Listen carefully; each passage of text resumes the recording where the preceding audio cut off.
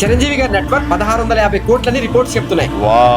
కానీ ఆ 1600 కోట్లు కేవలం సినిమాల వల్ల సంపాదించినవి కాదు. 1888లోనే తమ్ముడు నాగబాబు గారితో కలిసి అంజనా ప్రొడక్షన్ స్టార్ట్ చేశారు. వీళ్ళ ప్రొడక్షన్స్ లో రుద్రవీణ, ముగ్గురు మనగాళ్ళు, బావగారు బాగున్నారా, గుడుంబ శంకర్, స్టాలిన్ లాంటి సినిమాలు వచ్చాయి. అంటే యాక్టర్ గా రెమ్యునరేషన్ తీసుకోవడం మాత్రమే కాదు, సినిమా ప్రొడక్షన్ లో ఓనర్షిప్ ని కూడా క్రియేట్ చేశారు. అంతేకాదు brand endorsements, real estates, investments, ఇలా ఇన్కమ్ ని ఒక సోర్స్ దగ్గర ఆపకుండా డిఫరెంట్ అసెట్స్ లో బిల్డ్ చేసుకుంటూ వచ్చారు. చిరంజీవి గారు సినిమా ఇండస్ట్రీలోనే కాదు, స్పోర్ట్స్ బిజినెస్ లో కూడా నాగార్జున, సచిన్ టెండూల్కర్ గారితో కలిసి కేరళ బ్లాస్టర్స్ క్రికెట్ టీమ్ లో కో ఓనర్ గా ఉన్నారు. ఆయన లైఫ్ స్టైల్ చూస్తే హైదరాబాద్ జూబ్లీ హిల్స్ లో 25,000+ స్క్వేర్ ఫీట్ మ్యాన్షన్, బెంగళూరు, చెన్నైలో properties, Rolls Royce Phantom, Range Rover వాట్, టయోటా ల్యాండ్ క్రూజర్ లాంటి లగ్జరీ కార్స్, ఇంకా 150 కోట్ల వాల్యూ ఉన్న ప్రైవేట్ జెట్ కూడా ఉంది. అందుకే మెగాస్టార్ అనే పేరు ఆయన సినిమా హీరోగా చేసింది. కానీ చిరంజీవి అనే పేరు ఒక ఎంపైర్ ని బిల్డ్ చేసింది. ఇదంతా ఒక్క రోజులో వచ్చిన సక్సెస్ కాదు. స్టార్టింగ్ డేస్ లో ఛాన్సెస్ కోసం స్ట్రగుల్ అయ్యి చిన్న రోల్స్ నుంచి స్టార్ట్ అయ్యి తన టాలెంట్ తో మెల్లగా ఆయన కంటూ